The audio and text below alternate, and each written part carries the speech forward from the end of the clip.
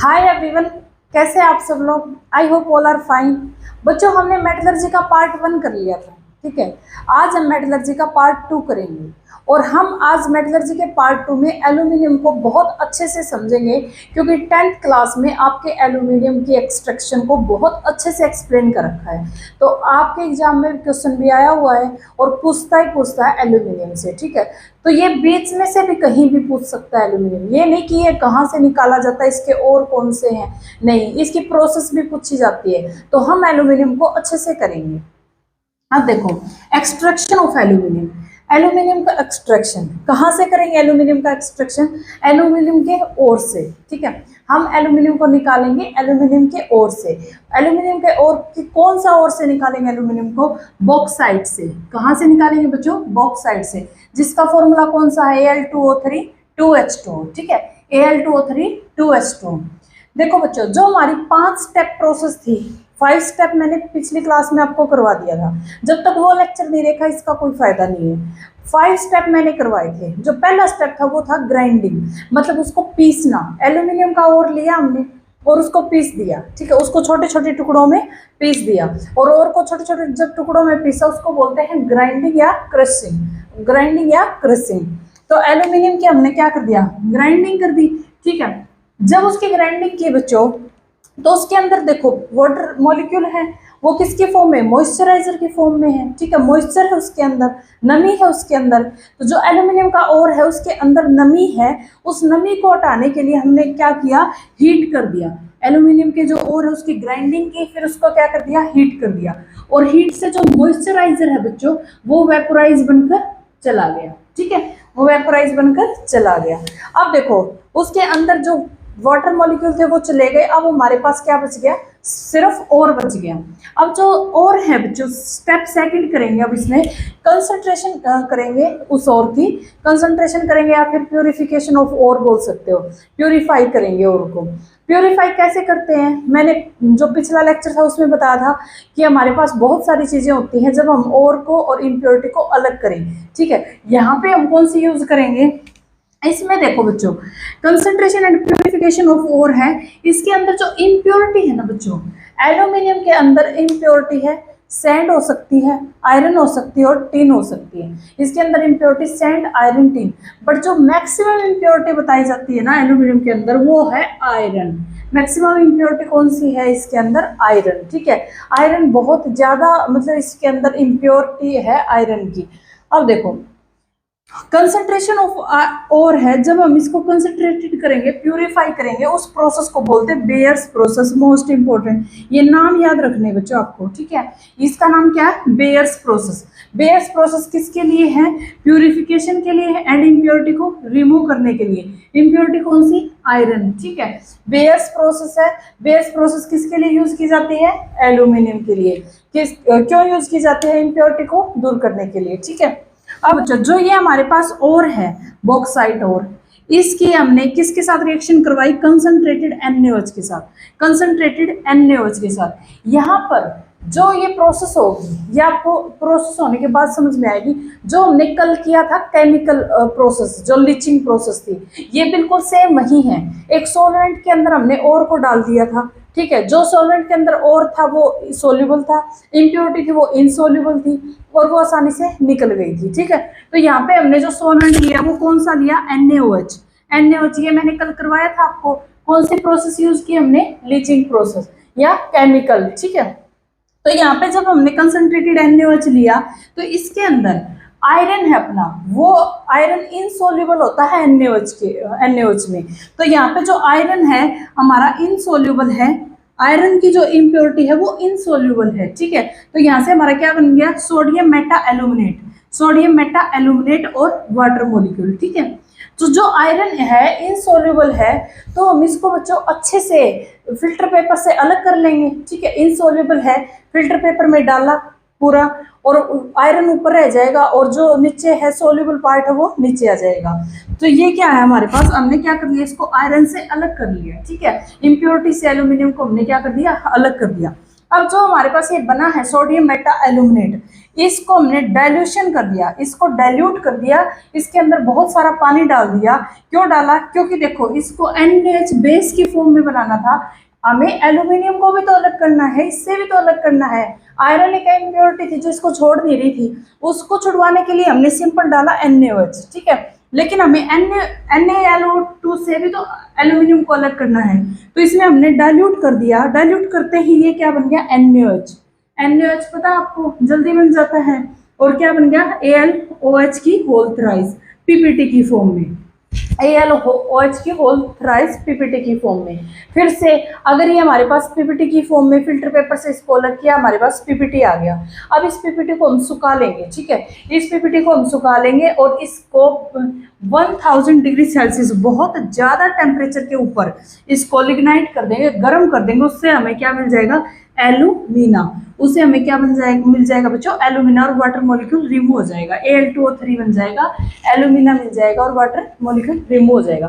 ये जो प्रोसेस है कल मैंने आपको बताया था, लीचिंग प्रोसेस बोलते हैं इसको। एक सॉल्वेंट में हम एक जो और है उसके साथ इम्प्योरिटी होती है, उसमें सॉल्वेंट डाल देते हैं, और है उसके साथ क्या सोल्यूबल होता है, इम्प्योरिटी इनसोल्यूबल होती है। यहाँ पे आयरन इनसोल्यूबल था, वो निकल गया और इसने क्या बना लिया? सोडियम मेटा एल्यूमिनेट, ठीक है। अब हमें सोडियम से भी इसको अलग करना है, तो हमें पता है कि जो सोडियम मेटल है, जो सोडियम है Al2O3, वो वाटर के साथ बहुत अच्छी रिएक्शन करता है, ठीक है, और बेस बना लेता है NaOH, ठीक है। और यहाँ से हमारे पास क्या बच गया? PPT की फॉर्म में AlOH होल थ्राइस।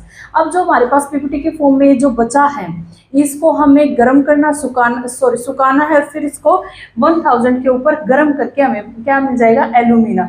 ये स्टेप आपसे पूछे जा सकते हैं, ठीक है, इसलिए इतना लिखवाया है, ये स्टेप पूछे जा सकते हैं आपसे। अब जो हमारे पास बेयर्स प्रोसेस है, इसी को बोलते हैं लीचिंग प्रोसेस और केमिकल कंसंट्रेशन प्रोसेस। आपसे सीधा ये पूछेगा बेयर्स प्रोसेस किसके लिए यूज की जाती है? एल्यूमिनियम के लिए। लीचिंग प्रोसेस किसके लिए यूज की जाती है? एल्यूमिनियम को एक्सट्रैक्ट करने के लिए, ठीक है। अब स्टेप 3 आ गया हमारे पास बच्चों। स्टेप 3 में देखो हमने जो और था ना अपना, ये था Al2O3 जो कल मैंने करवाया था। स्टेप 3 में हम और को ऑक्साइड में कन्वर्ट करते हैं, ठीक है, और को ऑक्साइड में कन्वर्ट करते हैं। क्यों? क्योंकि ऑक्साइड से मेटल को निकालना बहुत आसान होता है। ऑक्साइड से ऑक्सीजन रिमूव हो जाएगी, मेटल हमारे पास निकल आएगी, तो ऑक्साइड से मेटल को निकालना आसान होता है। तो ऑक्साइड की मैंने 2 प्रोसेस बताई थी, रोस्टिंग और कैल्सिनेशन, रोस्टिंग और कैल्सिनेशन, ठीक है। अब बच्चों देखो एक बात बताओ, आप यहाँ पर हमारे पास जो बना है Al2O3 बना है, ठीक है, ये पहले से ही ऑक्साइड है, ये पहले से ही ऑक्साइड है, तो इसको ना रोस्टिंग की जरूरत है ना कैल्सिनेशन की। मोस्ट इंपॉर्टेंट क्या पूछा जाता है यहाँ पे, जो हमारे पास ये बना है एल्यूमिना, एल्यूमिनियम के ओर में जो एल्यूमिना बना है वो किसकी प्रोसेस के तहत, किस प्रोसेस से हम उसको क्या बना सकते हैं? ऑक्साइड बना सकते हैं। रोस्टिंग कैल्सिनेशन बोथ ऐसे आएगा, तो ना हम इसको रोस्टिंग की जरूरत है ना इसको कैल्सिनेशन की जरूरत है, इसको किसी चीज की जरूरत नहीं है, क्योंकि ये खुद ही एक ऑक्साइड और है, ठीक है, खुद ही बच्चों ये क्या है? एक ऑक्साइड और है। अब देखो ये जो ऑक्साइड और है बच्चों, ये इतना ज़्यादा स्टेबल है, यहाँ से भी हम एल्यूमिनियम को अलग नहीं कर सकते। जैसे पिछली बार किया था ना कि एल्यूमिनियम की मैंने उसकी रिएक्शन करवा दी थी, आयरन की कार्बन से, आयरन की कार्बन मोनोऑक्साइड से, हाइड्रोजन से, NH3 से, तो वो रिडक्शन कर दिया था और उनका मेटल मिल गई थी हमें। लेकिन यहाँ पे है ना जो ये Al2O3 ये कार्बन मोनोऑक्साइड H2NH3 इनके साथ, इन रिड्यूसिंग एजेंट के साथ रिएक्शन करता ही नहीं, क्योंकि ये बहुत ज़्यादा स्टेबल है, बहुत ज़्यादा स्टेबल है और बहुत ज़्यादा रिएक्टिव है। ऑक्सीजन के साथ इसका जो बॉन्ड है बेहद ही स्ट्रॉन्ग बॉन्ड है, ठीक है, इसको तोड़ना इतना इजी नहीं है। तो हम इसके लिए क्या प्रोसेस यूज करेंगे? इलेक्ट्रोलाइसिस। इसके लिए बच्चों क्या यूज करेंगे? इलेक्ट्रोलाइसिस, ठीक है। जो हमें एल्यूमिना मिला है उसका हम क्या करेंगे? इलेक्ट्रोलाइटिक रिडक्शन करेंगे, ठीक है, क्योंकि ये स्टेबल है, तो इलेक्ट्रोलाइटिक रिडक्शन करेंगे तब हमें क्या मिल जाएगी? एल्यूमिनियम।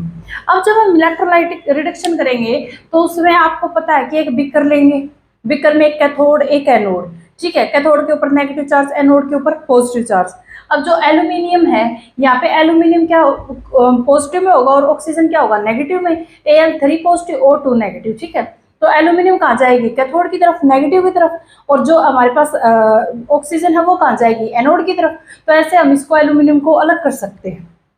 ठीक है। लेकिन इसके अंदर है ना कुछ प्रॉब्लम्स आ रही हैं, इसके अंदर कुछ प्रॉब्लम्स आ रही हैं, ये आपसे पेपर में पूछी जा सकती है प्रॉब्लम्स। क्या प्रॉब्लम्स आ रही है बच्चों? जो एल्यूमिना है ना, जो एल्यूमिना है, ये पहले हम इसको मोल्टन स्टेट के अंदर लेके आएंगे, तभी तो बीकर में हम इसको मोल्टन स्टेट में लाएंगे, तभी ये टूटेगा। एल्यूमिनियम कैथोड पे जाएगा, ऑक्सीजन एनोड पे जाएगा, तो हमें इसको मोल्टन स्टेट में लेके आना पहले।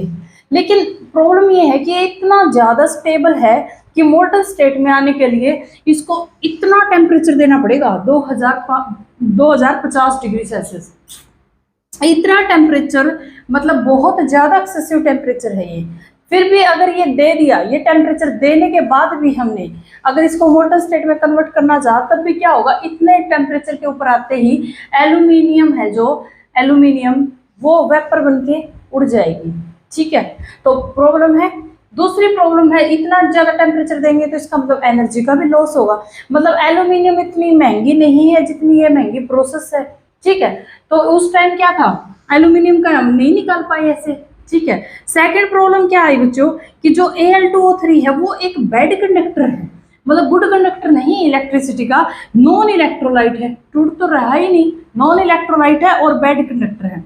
उस टाइम जब ये प्रोसेस नहीं हो पा रही थी तो एल्यूमिनियम के रेट थे जो गोल्ड से भी ऊपर थे, क्योंकि एल्यूमिनियम निकल नहीं रही थी। अब तो एल्यूमिनियम काफ़ी सस्ती हो गई, तो उस टाइम ये बहुत ज़्यादा महंगी थी क्योंकि ये निकल नहीं रही थी। ठीक है, अब जो इसका प्रॉब्लम का सोल्यूशन कौन लेके आया, हॉल एंड हीरोल्ड्स। ठीक है, इसने क्या बोला बच्चों कि हमारे पास जो एल्यूमिनियम थी ना, ये आपका पीजीटी का क्वेश्चन है, एल्यूमिनियम के अंदर, एल्यूमिना के अंदर क्रायोलाइट डाल दो और फॉस्फर डाल दो। ठीक है, क्या डाल दो, क्रायोलाइट Na3Al6CaF2। ठीक है, इसके अंदर ये दोनों चीजें डाल दो, इससे क्या होगा।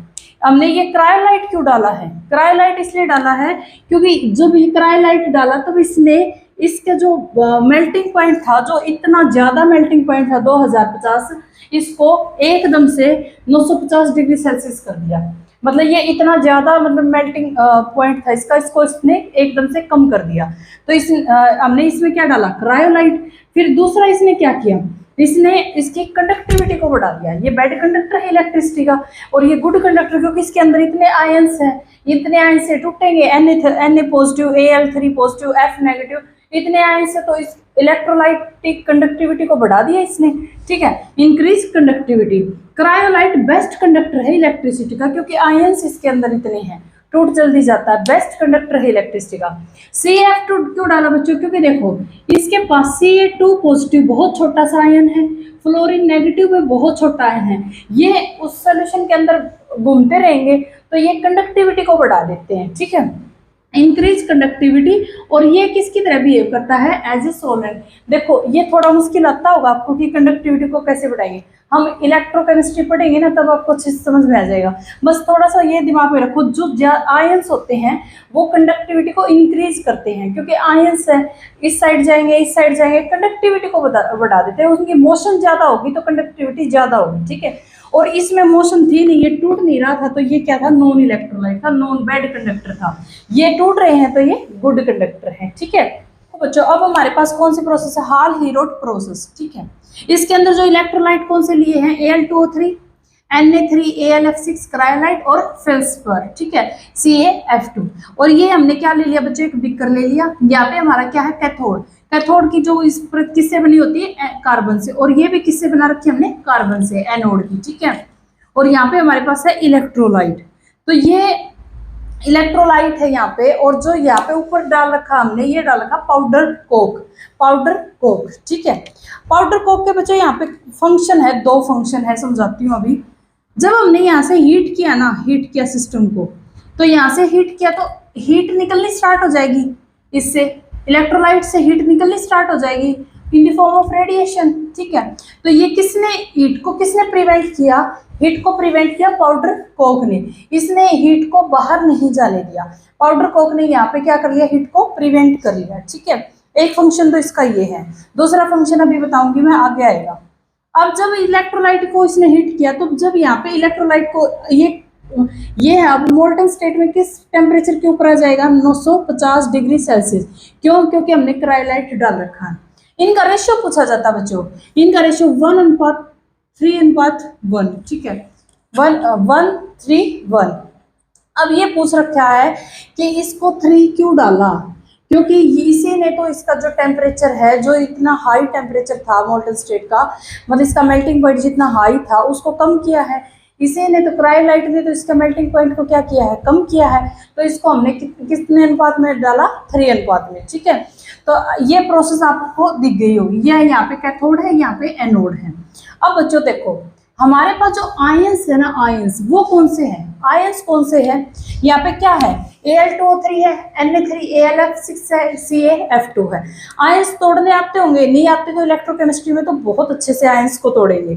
यहाँ पे बस आप समझ लो, Al2O3 है, Al3 पॉजिटिव, ठीक है, और O3 नेगेटिव, यहाँ पे 3 छोड़ो, इनका कोई काम नहीं, कंफ्यूजन करेगा। देखो Al3 positive, O2 negative, Na positive, Al3 positive, F negative, Ca2 positive और F नेगेटिव, ठीक है। अब देखो बच्चों, आयंस तो हमने तोड़ दिए, 3 पॉजिटिव है, Na पॉजिटिव है, Ca2 पॉजिटिव, पॉजिटिव वाले, नेगेटिव वाले O2 नेगेटिव है और F नेगेटिव है, ठीक है। आयंस तो हमने तोड़ दिए। अब जो हमारा कैथोड है ये नेगेटिव चार्ज है, कैथोड के ऊपर नेगेटिव चार्ज याद कैसे रखोगे, NCR, NCR, negative cathode reduction, negative cathode reduction, ठीक है। NCR से याद रखोगे इसको, और इसको किससे याद रखोगे, PAO, पाओ से, ठीक है, positive anode oxidation, positive anode oxidation, ठीक है। अब यहाँ पे क्या होगा, रिडक्शन होगा, ठीक है, रिडक्शन मतलब गेन ऑफ इलेक्ट्रॉन होगा, ठीक है। और किसे याद रखोगे, RIG, याद रखोगे OIL। यहाँ पे तो देखो गेन होगा इलेक्ट्रॉन का, ठीक है, और यहाँ पे होगा लॉस ऑफ इलेक्ट्रॉन। यहाँ पे क्या होगा बच्चों, लॉस होगा इलेक्ट्रॉन का, यहाँ पे रिडक्शन होगा और गेन ऑफ इलेक्ट्रॉन होगा। Reduction is gain of electron, oxidation is loss of electron. पाव से, ऑयल से, एनसीआर से, देखो पाव NCR, oil rig, oil rig पाव एनसीआर, ऐसे याद रखोगे इनको, ठीक है। वैसे भूल जाते हैं, कोई बड़ी बात नहीं है, लेकिन ये ट्रिक से याद करोगे आप इनको, ठीक है। अब देखो कैथोड, कैथोड के ऊपर है नेगेटिव चार्ज, कैथोड था हमारे पास, उस पर क्या होगा, रिडक्शन होगा। रिडक्शन का मतलब क्या है, गेन ऑफ इलेक्ट्रॉन है। यहाँ से इलेक्ट्रॉन एल्यूमिनियम का होगा, क्यों, ये 3 पॉजिटिव थे हमारे पास, ठीक है, तीनों पॉजिटिव थे, इलेक्ट्रोलाइट 3 इलेक्ट्रोलाइट थे, लेकिन एक ही इलेक्ट्रोलाइट क्या होगा, एक इलेक्ट्रोलाइट का रिडक्शन होगा। अब वो कैसे डिसाइड होगा, एक इलेक्ट्रोलाइट का रिडक्शन होगा, जब हम इलेक्ट्रोकेमिस्ट्री करेंगे तो इलेक्ट्रोकेमिकल सीरीज करेंगे बच्चों, ठीक है। उसमें इन तीनों में सबसे नीचे एल्यूमिनियम आता है, जो सबसे नीचे आएगा उसका क्या होगा, रिडक्शन होगा। एल्यूमिनियम ने 3 इलेक्ट्रॉन लेके एल्यूमिनियम बना दिया, ठीक है। अब देखो एल्यूमिनियम था Al3 पॉजिटिव, ठीक है, कैथोड के पास क्या थे, इलेक्ट्रॉन थे, कैथोड के पास क्या थे बच्चों, इलेक्ट्रॉन। तो इसने ये इलेक्ट्रॉन मान रहे यहाँ पे चला गया, ठीक है, इसने इलेक्ट्रॉन लेके क्या बना दिया, एल्यूमिनियम। एल्यूमिनियम बनते ही यहाँ आ गया एल्यूमिनियम, और बहता बहता मोल्टन स्टेट में था, बहता बहता ये इसलिए स्लाइड जैसे लगा रखा, बहता बहता यहाँ से टैंक बना देते हैं, यहाँ से टैंक में गिर गया, ठीक है। तो ऐसे इसको एल्यूमिनियम को हमने क्या कर लिया, अलग कर लिया, ठीक है, मोल्टन स्टेट में था। अब एनोड के ऊपर, एनोड के पास क्या है बच्चों, पॉजिटिव चार्ज है, एनोड पे पॉजिटिव चार्ज है, तो ऑक्सीजन और फ्लोरीन में इलेक्ट्रोकेमिकल सीरीज में ऑक्सीजन नीचे है, तो ऑक्सीजन अपने इलेक्ट्रॉन को क्या करेगा, लूज करेगा। यहाँ पे ऑक्सीजन ने अपने इलेक्ट्रॉन को लूज किया, ओ स्टेबल नहीं रहता, O2 की फॉर्म में बन जाएगा, ठीक है। देखो इसमें मेन चीज है ना कैथोड और एनोड। कैथोड पे नेगेटिव चार्ज याद रखने के तरीके हैं, NCR, नेगेटिव कैथोड रिडक्शन, और उसमें क्या है, PAO, पाव, यानी कि पॉजिटिव एनोड ऑक्सीडेशन, ठीक है। अब यहाँ पे रिडक्शन का मतलब क्या है, बच्चों को रिडक्शन ही नहीं पता क्या होगा, तो रिडक्शन में क्या रहेगा, मतलब reduction is gain of electron, reduction क्या होगा, गेन ऑफ इलेक्ट्रॉन। और यहाँ पे जो एनोड के ऊपर क्या था, oxidation, oxidation is loss of electron, ठीक है। पाव NCR, ऑयल रेग, ठीक है। तो ये ऐसे याद करोगे, ठीक है। अब हमारे पास लास्ट है बच्चों, जो ये पाउडर कोक है, इसका दूसरा काम क्या है, ठीक है। एक तो मैंने बता दिया, अब ये दूसरा काम क्या करेगा, एक तो बता दिया हीट को जाने नहीं देता, दूसरा काम क्या है बच्चों, जब यहाँ पे ऑक्सीजन बन जाएगी, O2 बन जाएगी, ऑक्सीजन O2 बन जाएगी, यहाँ पे ये सारी प्लेट कार्बन की है, कार्बन की है।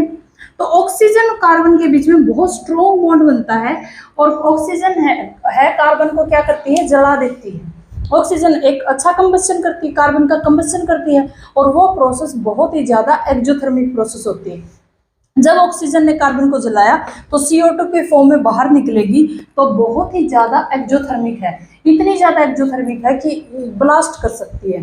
तो इस ब्लास्ट को रोकने के लिए अगर ये सीधा इसके ऊपर ही अटैक कर देगी कार्बन के ऊपर, तो ये सीधा एक कार्बन को पकड़कर बहुत सारी ऑक्सीजन है जला देगी, ब्लास्ट कर देगी। तो हमने क्या किया, कोक का पाउडर ऐसे बखेर दिया, ठीक है। ऐसे जब ये कोक का पाउडर जैसे हमने सारी जगह सर्कुलेट किया, जब हमारे पास ऑक्सीजन आई तो वो सबके साथ एक साथ मतलब क्या करेगी, कंबस्शन करेगी, और सबके साथ कंबस्शन करेगी तो धीमा धीमा क्या होगा, मतलब धीमा धीमा कंबस्शन होगा, तो आग नहीं लगेगी, ठीक है। तो पाउडर कोक का काम इतना ही है, ठीक है। अब देखो, जब ये इसके साथ एनोड के साथ रिएक्शन करेगी, ऑक्सीजन जब एनोड के साथ रिएक्शन करेगी तो CO2 के फॉर्म में बाहर निकलेगी। तो इस बात का मतलब ये है बच्चों कि ये जो एनोड के पास जो कार्बन से बना हुआ था, ये धीरे धीरे कम हो जाएगा, एनोड धीरे धीरे घटने लग जाएगा, क्योंकि कार्बन डाइऑक्साइड के फॉर्म में बाहर निकल रहा है। तो हमें एनोड को टाइम टू टाइम रिप्लेस करना पड़ता है। क्वेश्चन आता है कि इसमें एनोड को रिप्लेस करना पड़ता है या कैथोड को रिप्लेस करना पड़ता है, इसमें एनोड को रिप्लेस करना पड़ता है टाइम टू टाइम, ठीक है। अब हमारे पास एल्यूमिनियम आ गई, ठीक है, हमने यहाँ पे एल्यूमिनियम आ गई, इतनी मशक्कत के बाद हमने एल्यूमिनियम को हासिल कर लिया, ठीक है। अब ये एल्यूमिनियम भी बच्चों प्योर नहीं है, 95% क्या है, इम्प्योर है। अब हम इसको 99.9% प्योर कैसे बनाएं, तो इसके लिए 5th स्टेप है रिफाइनिंग जो मैंने कल आपको समझाया भी था, रिफाइनिंग करते हैं हम। इसमें आपको रिफाइनिंग अलग से करने की जरूरत नहीं कि बीकर लोगे, क्रायोलाइट डालोगे या फिर कुछ ऐसा करोगे, ठीक है। इसमें कुछ नहीं करना, प्योर इम्प्योर लेकर, मतलब कल बताया था मैंने, लेकिन इतना नहीं करना। इसमें एक ही बात याद रखनी है, ये वाली, किसकी जो रिफाइनिंग है वो किससे होगी, होप्स इलेक्ट्रोलाइटिक रिफाइनिंग करता है। ये कौन सी रिफाइनिंग करना बच्चों, होप्स इलेक्ट्रोलाइटिक रिफाइनिंग करता है। तो यहाँ से हम एल्यूमिनियम को एक्सट्रैक्ट करते हैं, ठीक है। यहाँ से क्या करते हैं बच्चों, एल्यूमिनियम को एक्सट्रैक्ट करते हैं, मोस्ट इंपॉर्टेंट है। अब जो आपका प्रीवियस एग्जाम में जो क्वेश्चन आया था, मैं आपको वो दिखाती हूँ। अब देखो बच्चों, आपसे एग्जाम में क्वेश्चन पूछा गया था, ये था एस्टेट का 2019 का, ठीक है, पेपर। अब इसमें ना आपसे क्या पूछा कि मेटल दे रखी है और उसकी प्रोसेस आपसे पूछी गई है, ठीक है। अभी हमने सारी प्रोसेस डिस्कस की थी कल वाली क्लास में और आज वाली क्लास में, सारी प्रोसेस हमने डिस्कस की है। तो आप ये बताओगे इसका, ठीक है। अगर किसी को पता है तो कमेंट बॉक्स में जरूर लिखना कि आपको ये आता है, ये क्वेश्चन आपको आता है। अगर वीडियो देखी है तो अच्छे से, वरना मैं इसको करवा ही रही हूँ, ठीक है। अब देखो, कॉपर है, कॉपर के साथ iron, aluminium, zinc. First study करो, electrolysis of oxide dissolve in molten cryolite solvent के अंदर, लीचिंग प्रोसेस एल्यूमिनियम के लिए थी, ये अब भी की हमने, ठीक है। दूसरी, roasting followed by reduction with Coke. सिर्फ एक जिंक ऐसा है जो सिर्फ कोक के साथ रिड्यूस होता है। जिंक किसके साथ रिड्यूस होता है बच्चों, कोक के साथ, ठीक है। Roasting of sulphide partially and reduction, जो अपना ऑटो रिडक्शन कर लेता है, वापस रिडक्शन कर लेता है, कौन है वो, कॉपर, ठीक है। और आयरन के लिए reduction of oxide with CO and Coke in blast furnace, ऐसे कैसी लाइन लिखवाई थी मैंने आयरन के लिए कि इसको हम यूज करते हैं। अब ये आपका एग्जाम में क्वेश्चन आया, आप बताओ, मतलब 19 में 2 ही पेपर है मेरे पास, 19 का और 20 का। अब दूसरा क्वेश्चन आया था और से, जो मेरे पास 20 वाला है उसमें है और से, वो भी हम करेंगे, ठीक है। लेकिन देखो, सेम टू सेम पूछता है, ठीक है, कुछ अलग नहीं पूछा, बिल्कुल एज इट इज, देखते ही आपको पता चल जाएगा। अगर क्लास अच्छे से ली है तो देखते ही पता चल जाएगा, ठीक है। जो अब लास्ट टॉपिक हमारे पास और है, ठीक है। और से क्वेश्चन आता है, बहुत ही इंपॉर्टेंट है ये चैप्टर ही अपने आप में इंपॉर्टेंट है। कई बार 2 भी आ जाते हैं, एक तो आता ही है। प्रोसेस से मैंने दिखा दिया, 2019 में आया था, यहाँ से 2020 में भी आया है, और भी मतलब मेरे पास 2 ही पेपर है फिलहाल, ठीक है। तो यहाँ से 2020 में क्वेश्चन आया हुआ था, वो भी बताती हूँ आपको। बाकी हर बार यहाँ से क्वेश्चन आता है, हर बार, मतलब प्रोसेस से या फिर इससे, ठीक है। अब देखो, जिंक जो और है, जिंक का और कौन सा है, zinc blende, zincite, calamine, ZNS, ZNO, ZnCO3, ठीक है। जिंक ब्लेंड, जिंकाइट, कालामाइन, ठीक है। अब देखो, इसको याद कैसे करेंगे बच्चों, जिन पर काल, जिन जिन पर काल, ठीक है, जिन जिन पर काल, जो हमारे प्रीवियस एग्जाम में आया हुआ था, पीजीटी केमिस्ट्री में भी और टीजीटी साइंस में भी, ये आया हुआ था कालामाइन, ठीक है। कार्बोनेट और पूछा था जिंक का, जिंक का पूछा गया था कार्बोनेट और, वही सेम क्वेश्चन पीजीटी केमिस्ट्री में था और वही सेम टीजीटी साइंस में था। तो ये क्या है, कालामाइन और है किसका, जिंक का। यहाँ से 2 बार क्वेश्चन आ लिया इससे अकेले से, ठीक है। जिन जिन पर काल। अब आगे आ गया आयरन। आयरन, आयरन में क्या है, हेमेटाइट, मैग्नेटाइट, सिट्रेटाइट, लाइनेटाइट, ठीक है। Fe2O3, Fe3O4, FeCO3, Fe2O3, 3H2O। तो बच्चा याद रखना 2 3 3 4 2 3 याद रखना ये, ठीक है। रेशियो घुमा देता वो, मतलब हेमेटाइट और पूछ लेगा, मैग्नेटाइट आपको लगेगा यही हेमेटाइट है Fe3O4। ये दोनों ऑक्साइड हैं, ये दोनों ऑक्साइड हैं, तो आपसे ऑक्साइड और भी पूछे जा सकते हैं, ठीक है। और ये क्या है, कार्बोनेट और है, ये क्या है, कार्बोनेट। इसको याद कैसे करेंगे, हेमेटाइट, मैग्नेटाइट, सिट्रेटाइट, लाइनेटाइट। हेमा, हेमा, हेमा ने साड़ी ली, हेमा ने साड़ी ली, ठीक है, हेमा ने साड़ी ली, थोड़ा सा याद हो जाएगा आपको, और कुछ नहीं, बहुत सारे हैं। हेमेटाइट, मैग्नेटाइट, सिट्रेटाइट, लाइनेटाइट, ठीक है, ये याद रखनी है। ये ऑक्साइड और है, ये कार्बोनेट और है, और ये वाटर वाला और है, ठीक है, याद रखना आपको। अब आप कॉपर, कॉपर में क्यूप्राइट, मालाचिट, एजुराइट, क्यूप्राइट, मालाचिट, एजुराइट, क्यूप्राइट, मालाचिट, एजुराइट, ठीक है। तो ये हमारे पास क्या है, ये बच्चों ये इंपॉर्टेंट है, मालाचिट, ये भी आया हुआ है पेपर में, ठीक है, ये भी आया हुआ है पेपर में, याद करना, CuCO3 CuH2O की होल ट्वाइस, ठीक है। और ये क्या है, 2CuOH की होल ट्वाइस है, यहाँ पे 2 है, यहाँ पे 1 है, यहाँ पे 1 मॉलिक्यूल, यहाँ पे 2 मॉलिक्यूल, ठीक है। और अब लास्ट ये क्या है हमारे पास, मरकरी, मरकरी, मरकरी का जो और है वो कौन सा है, सिनेबार, मरकरी का और कौन सा बच्चों, सिनेबार है, HGS, ठीक है। तो ये क्या है, सिनेमा देखकर पारा चढ़ा, याद हो जाएगा, सिनेबार, सिनेमा देखकर पारा चढ़ा, ये राजस्थान में पूछा गया था, सिनेबार, ठीक है। अब आ गया हमारे पास एल्यूमिनियम का और, एल्यूमिनियम का cryolite, corundum, bauxite, gibbsite, diaspore, Al2O3, SiO2, L2H2, corundum, Al2O3, bauxite. अभी उसमें पीजीटी स्क्रीनिंग हुआ तब वो आया था, ये हमारे पास शायद ये था बॉक्साइट, Al2O3 2H2, ठीक है, गिप्साइट Al2O3 3H2, डायस्पर Al2O3 H2। Water का मॉलिक्यूल ही डिफरेंट है बच्चों, देखो यहाँ पे वाटर मॉलिक्यूल नहीं है, यहाँ पे वाटर मॉलिक्यूल है, ठीक है, इतना याद रखना आपको। इसकी ट्रिक है ना वो मतलब नेगेटिव ट्रिक है, इसलिए मैंने लिखी नहीं, ठीक है, अच्छी ट्रिक नहीं है इसकी, मतलब नेगेटिव है। अब देखो ये क्या है, लेड, ये क्या है हमारे पास, लेड, लेड का क्या है, गैलीना, लेड का क्या है बच्चों, गैलीना, मतलब लेड को क्या लिखेंगे हम, लेडी, लेडी के गले में हार, ठीक है, लेडी के गले में हार, थोड़ा सा दिमाग में हो जाएगा याद, ठीक है।